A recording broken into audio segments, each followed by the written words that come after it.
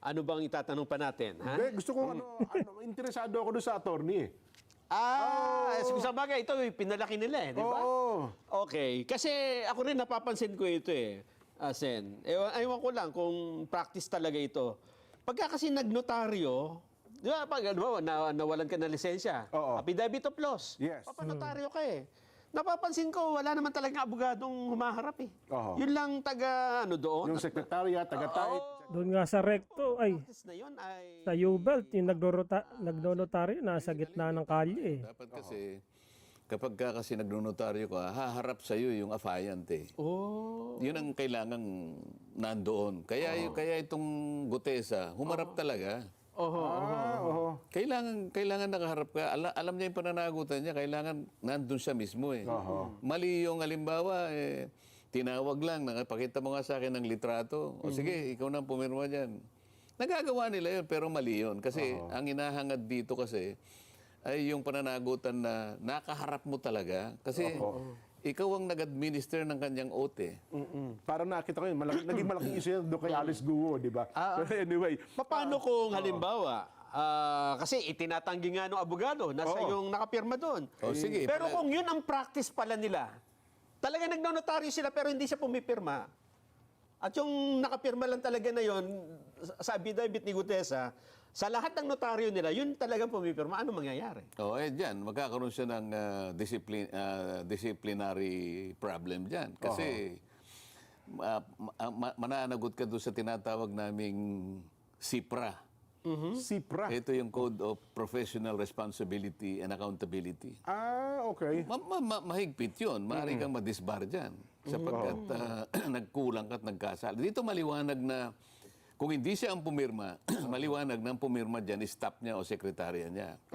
Kasi yung paggamit ng kanyang notarial office, yung kanyang notarial seal, sabi ko nga sa inyo, imposible para kay Gutesa na siya mismo ang magtatatak doon, siya magtatatak ng dry seal at mahanap niya yung page number, book number, document number. Hindi kaya ng isang nagpapanotaryo yun. Ang nakakakita lamang niyan ay yung staff doon, yung pinagkatiwalaan ng abogado, siyang maglalagay ng mga number na yon. Kaya pinakatama dyan, sabi ko nga, pasasabpin ako yung kanyang notarial register. At kapag ka nag-match, ibig sabihin, galing sa opisina niya talaga. Hindi na pinag-uusapan kung ikaw ang pumirma o hindi. Pinayagan mo ang staff mo kung sino man na ipagamit ang iyong notarial office. Mukhang mababaltad ang pangyayari ngayon. Kasi sa lumalabas sa social media at sa pahayag ng ilang Gusto niyang palakihin, okay. Kasi ako wala akong kinalaman dyan. Ang akin lamang gustong mangyari, dumating sa akin na may notaryo, hindi ko na pinakialaman kung sino magnunotaryo. Hindi ko na makatungkulan yun. Basta sinabi ko, maghanap ka ng magnunotaryo para sa panig ko, another satisfaction para sa akin na ikaw talaga'y nakahandang humarap dito. kasi pinalalabas nila kayo sa social media para bagang Peke. kayo ang Nameke. nameke. At saka parang dating Marcoletas witness. Sige, ganun po ang gawin natin para talagang isalig natin talaga sa katwiran. Patawag po natin yung abogado at dalhin niya yung kanyang notarial register. Ayun. Makikita po natin dyan kung sino nagsasabi ng totoo. Nako, mukhang malaki po problema kakaharapin ni attorney. Siya pa Lalo na kapag problema dyan. subukan po ninyong palawakin yan. Ako na mismo magpo-prosecute sa iyo. Kasi naglabas pa siya ng kanyang statement, no? Binasa natin kanina. Hinahanap po nga yung Binasa na natin kanina. Maring totoo hindi siyang pumirma. Bakit pinapayagan mo mga staff mo o sekretaryo mo ang pumirma para sa iyo? Bakit hindi ko i-assume ito? Paano makukuha ni Gutesa maliban ang ng ninakaw niya yun, siguro. Paano niya makukuha sa notarial register mo yung mga number na ilalagay doon? Yun lamang doc number. Doon nakalagay sa libro, makapal yun Tutuntunin mo yun kung ano yung pinakahuli. Okay. Pati page. Kaya nga parang 58 na yan, makapal na yun So sa page 58 na nandun O pati book number nakalagay. Kasi yung bawat register, may book 1, book 2, book 3, book 4. Gano'n nga kakapal yun Yan ay nire-report mo sa RTC na kung saan ka kumuha ng notarial commission. Mahigpit ngayon yung notarial law. Baka akala niyo wala siyang pananagutan diyan. Subukan ninyong palakihin yan. Subukan niyo lang palakihin yan. Ang pinaka-arbiter diyan pakukuha po natin ang inyong notarial register at kapag nakita namin na tumama dun sa number nung daladala ni Gutesa, Opo. madidisbar pa po kayo dyan. Ang pabigat pala yan, Sen, ano? Oo, yan ang sinasabi ko sa inyo. Baka kayo pa po ang gumagawa ng paraan sa ikadidisbar ninyo. Nasa sa inyo po yan. Nako, mukhang hindi at... Baka mabaliktad pa ang pangyayari. Mababaligtad yan. Ako, wala po akong kinalaman dyan. Kayo po nagsabi na hindi nyo pinirmahan yan. Okay sa akin yun kung hindi kayo pumirma. Opo. Pero kayo ang nagbigay ng pagkakataon na ipirma po nung kung sino man ang pinagkatiwalaan nyo dyan. Oho. Nako. Anyway, meron pang isang nagrevelasyon din doon kahapon sa Senado, Sen, eh. Yung, sino kayo? Undersecretary Roberto Bernardo. Mukhang doon naman, Sen, mukhang nagbanggit din po siya ng ilan pa mga pangalan ng senador. Nadamay pa yung isang dating senador, Senadora Nancy Binay. Ano, Narinig ko. oo. Opo. Ang point ko, mukhang dumadami na witnesses. Wala bang masama doon kung dumami na ang mga nakapaloob po doon sa WPP, yung Witness Protection Program? Depende po sa direksyon na tinatahak po ng aming chairman. Nasa Okay. kanya po yun eh. Ako naman po, wala na akong kinalaman sa pagdidirect kung saan pupunta yun. Oo. Sapagkat ako'y membro na lang doon. Ayun.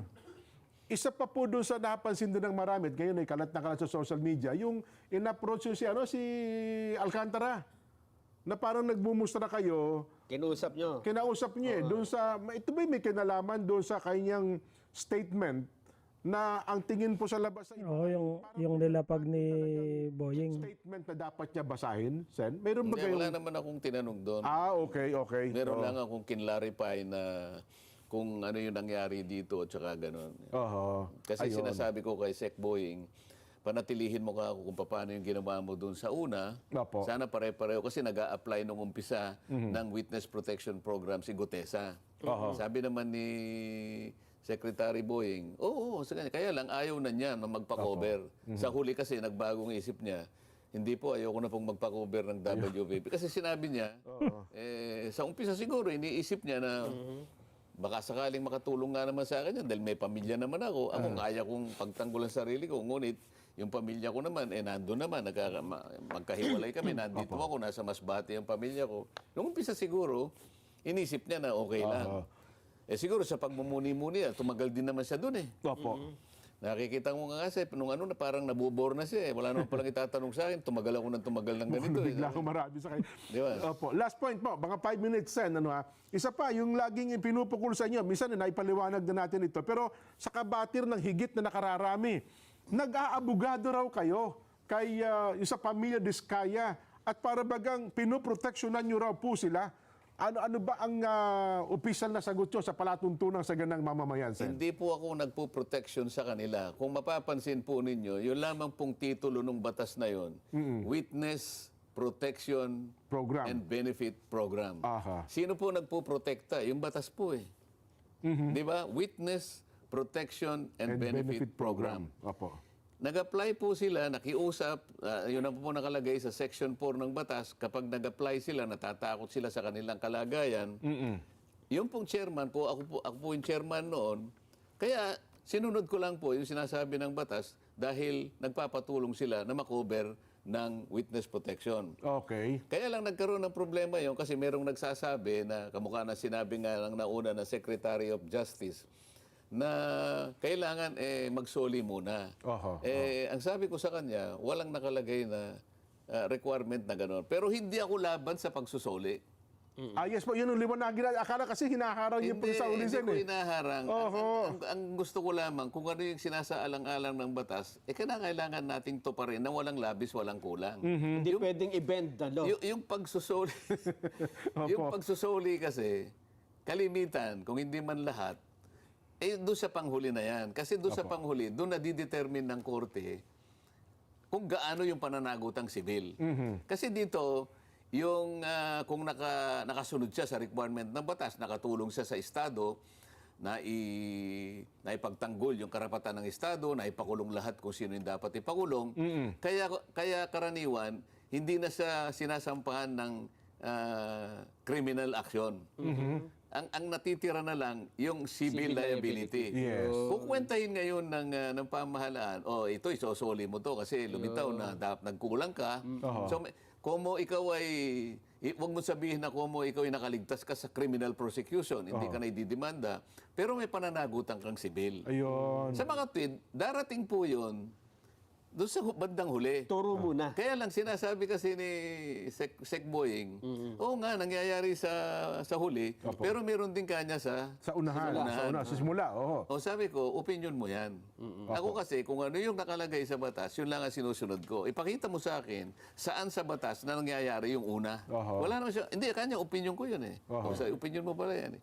Hindi naman mangingibabaw ang opinion mo doon sa sinasabi. Secretary. Pero yung part ng practicalidad, kasi sabi nila, di ba ka naman, ang civil case ayun, tumaabot ng pagkatagal-tagal yan eh. Baka mamaya pag natapos wala na tayong mabawi. Oo, sino nga magsasabi, magkano ba isosoli? Nakalagay ba sa batas, ikaw bang kukwenta? Justice Secretary? Baka magkamali ka dyan. Baka isang araw ikaw mademanda, abuse of discretion, sapagkat paano mo kukwentahin? Baka maabuso mo yung kapangyarihan mo. Walang parametro eh. Pero pwede naman, di ba, good gesture. O di, nasa kanya. Pero huwag mo sasabihin na ito'y nasa batas. Ayun. Opinion mo kasi yun eh. Kasi parang ginawa ni Bryce, di ba? Nagsauli nung dalawang mamahaling sasakyan niya. Parang ang dating eh. So, ang sinabi ba, yun na yung restitution? Wala naman sinabi. Walang, nga po. Voluntaryo nyo na ginawa yun eh. Ano magagawa mo? Nag-volunteer siyang ganun. Ngayon, nagkaroon ng... Pero kailangan liwanagin natin. Ako po, wala akong sinasabi na ayaw kong magsoli kung sino man ang dapat na magsoli, lalong-lalo na kung ito po ay pera ng bayan. Ngunit isalig po natin sa pamamagitan ng batas. Yun po ang aking pangangatwiran. Mula sa umpisa hanggang sa katapusan, hindi po ako nag-iiba ng ang aking patakaran. Liliwanagin ko po sa inyo, hindi ako kalaban ng pagsusoli, lalong-lalo na po kung ninakaw sa bayan. Ngunit ilagay po natin sa pamamagitan ng proseso ng batas. Sabi nila dapat daw ay medyo dumistansya kayo kay Diskaya. Kasi mukhang marami atang sasabihin si Diskaya, Sen, pagka hindi nyo napigil. Ganun ba ibig sabihin nun? Anong dumistansya? Sabi kasi, di ba, ang lumalabas sa social media ngayon, Ako nga yung kukunti lang, sila nga yung puro na lang siya tinatanong, hindi ba? Ayun na nga. Ako nga po, paminsan-minsan lang ako nagtatanong. ang punto ko na lang dito, Sen, mukhang may mga taong ayaw magsalita ang Diskaya. Hindi kaya ganun naman ang sitwasyon. Ayaw kong mag-speculate, pero ako, kung ang pinag-uusapan ay yung distansya, Opo. hindi ko naman kinakausap yung mga yan. Ayun. Sige po, basa pa kami ng mga reaksyon. Sabi ng ating mga reactors, B, ituloy po hanggat